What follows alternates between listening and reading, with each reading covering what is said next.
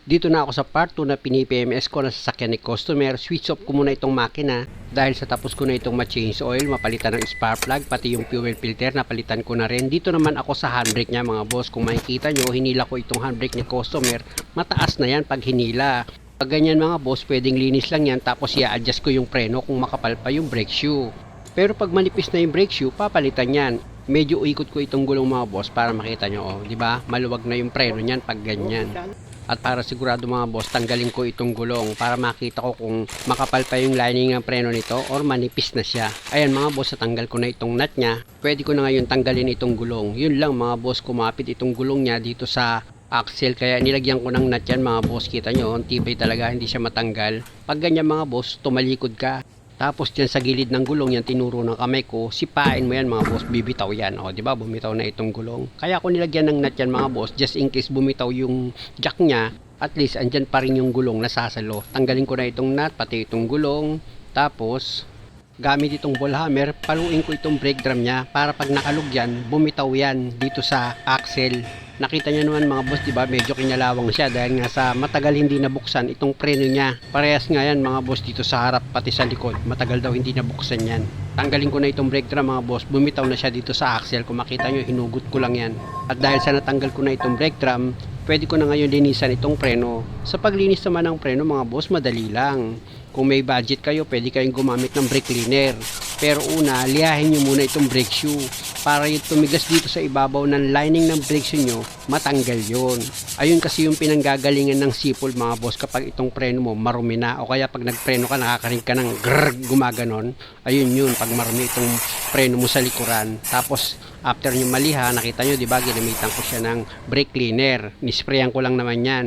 Pati dito sa brake drum mga boss, hanggat maaari, liyahin nyo rin yan para yung kumapit na kalawang or dumi dito sa brake drum, matanggal siya. Kahit pasadahan mo lang ng isang beses, pwede na yun. Tapos gamit ka ulit ng brake cleaner, spray mo itong brake drum mo para kung may kumapit na malagkit dyan, mawas out nitong brake cleaner mo. Pag okay na, punasan mo ng malinis na basahan itong brake drum para yung nagmarka ng brake cleaner dyan, matanggal. Tapos pwede ka na ngayon mag-adjust ng preno mo. Ayan mga boss, yung brake adjuster, kung makikita nyo, gumamit ako dyan ng flat screw. Sinikwat ko itong adjuster niya pababa. Ayan mga boss, kung makikita nyo, pababa lang naman yung ginawa kong pag-adjust. O diba? Dapat mga boss, pag nag-adjust kayo ng preno, pag nilagay nyo itong brake drum, maiikot nyo yan. Hindi po pwedeng masyadong mahigpit yung pagpihit nyo ng brake drum. Pwedeng manikit yung preno nyo pag nasa biyahe na kayo. Ganon. Medyo masip lang yan ipasok mga boss, pero pag pinihit mo itong brake drum, kung makapansin nyo, maluwag yan. O tingnan nyo na ipasok ko na, pag pinihit-pihit ko yan, maluwag siya. At dahil sa okay na ito mga boss, pwede ko na ngayon ilagay itong gulong. Sa paglagay naman itong gulong mga boss, yun like kung pinapaalala sa inyo, dapat yung mga nut niyan siguraduhin yung maayos yung pagkakahigpit niya. Ganun lang naman.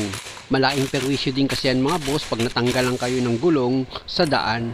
At pag sigurado na kayo sa pagkakahigpit nyo ng mga nut dito sa gulong, o pwede na kayo ngayon lumipat dito sa kabilang side para yan naman yung lilinisin nyo at i-adjust. Alam nyo mga boss, maganda rin minsan pag-aralan nyo mag-DIY ng sasakyan nyo kahit mga preno-preno lang. Madali lang naman gawin yan, hindi naman kayo maliligaw at wala naman big deal dyan para makasira kayo. Basta sundin nyo lang kung paano ko ginagawa dito sa video, yung paglinis ng preno at yung pag-adjust. Sigurado akong magagawa nyo ng maayos itong sasakyan nyo. Pag hindi naman masyadong stock up itong brake drum mga boss, pwedeng paluin mo lang ng ball hammer yan para bumitaw itong brake drum mo dito sa axle dahil nga sa kumapit yung kalawang.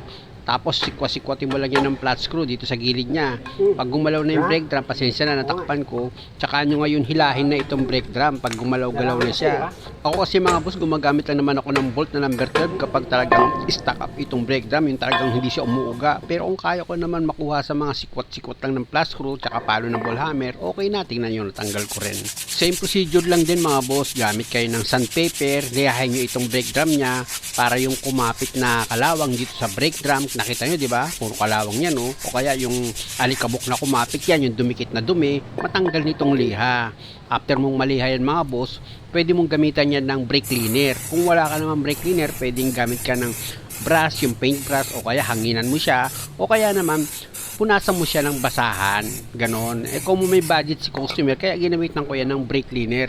After nyan mga boss, dito ka naman ngayon sa brake shoe mo, kasama yung backplate, gamit ka ng sandpaper, lihahin mo itong lining dito sa brake shoe mo. Kung makikita nyo, nililiha ko yan mga boss para yung tumigas dito sa ibabaw ng brake shoe mo, matanggal yun.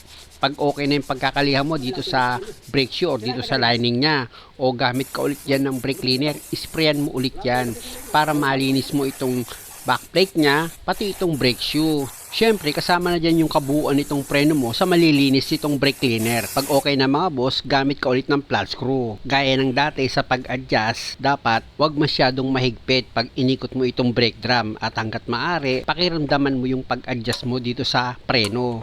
Hindi kasi pwedeng yung pagkaka-adjust mo dyan mahigpit tapos dun sa kabilang side maluwag. Hanggat maaari mga boss, pakiramdaman mo ng kamay mo na kapag pinihit mo itong brake drum mo, kung sa kabila medyo sumasabit ng kaunti yung brake shoe dun, dapat dito rin sa kabilang side na ginagawa mo ngayon, medyo sumasabit din ng kaunti yung brake shoe nya. Minsan kasi mga boss, pag nag-adjust kayo, akala nyo dahil nahihirapan kayo ilagay itong brake drum, akala nyo mataas yung pagkaka-adjust nyo ng preno. Hindi, medyo nawala lang sa align yung brake shoe kaya nahirapan kayo ipasok, pero maluwag yan, nakita nyo naman, di ba? At dahil sa okay na ito mga boss, pwede ko na ngayon ilagay itong gulong.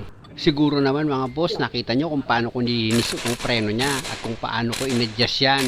Sana nakakakuha kayo lagi ng idea sa tuwing gumagawa ako ng video, para kahit papano kung wala kayong ginagawa dyan sa bahay nyo, pwedeng kayo na yung mag-DIY ng preno nyo. Malaking bagay din yun para sa inyo mga boss. Unang-una, bawas budget nyo yun para sa maintenance nitong sasakyan nyo. I-check ko na ngayon yung handbrake nya kung okay na ba yung taas nyan. Before kasi mga boss, pag hinila mo itong handbrake nya, mataas yan. Tingnan nyo ngayon, maiksi na lang. Ibig sabihin, okay na yung pagkaka-adjust ko nitong preno. Pati yung brake pedal nyo mga boss, kasama na rin yan pag nag-adjust kayo ng preno, aangat na rin siya. Muli, maraming salamat sa panonood. At sana kung maaari, huwag nyo naman sanang kalimutang mag-subscribe sa channel ko. Sa part 3 mga boss, yung harapan preno naman yung gagawin ko. Salamat.